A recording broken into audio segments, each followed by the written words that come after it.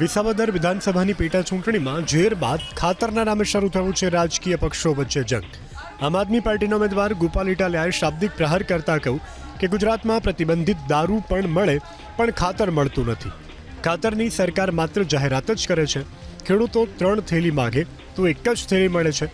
લાઈનો લગાવવા છતાં ખેડૂતોને ખાતર મળતું નથી।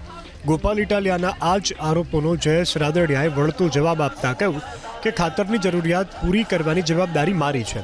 જ્યારે પણ ફોન કરશો ખાતર મળી જશે। ગુજરાતમાં દારૂ ઉપર પ્રતિબંધ છે કહેવાતો, પણ જોઈએ ત્યાં મળી જાય છે, જોઈએ એટલો મળી જાય છે। 5 બોટલ જોતી હોય ક્યારેય બુટલેગર એમ ન કે 2 જ આપીશ 3 પછી આપીશ, પણ ખાતર તમારે 3 થેલી જોતું હોય તરત એમ કે 1 જ મળશે, 2 નહીં મળે। 700 ટન ખાતર તમારે વિસાવદર ફેશનમાં અમે તાત્કાલિક માહિતી તમને મોકલીએ અને કાંઈ ઇસ્યુ નથી। તમને હજી કહું છું એમાં કે તમને મુશ્કેલી પડે, પાયાનું ખાતર તો ડીએપી જતું, એનપીકે, યુરિયા, કેસોઇડ ક્યાંય પણ જોતું હોય ને, આ જયેશ રાદડિયાની જવાબદારી છે। તમારે કિરીટભાઈને ફોન નથી કરો, તમારે જ્યાં ખાતરની જરૂર પડે ત્યાં મને કહેજો, અહીંયા તમે માગશો ને એટલે બીજે જે રેન્ક તમારા પાદરમાં આવીને ઊભી છે।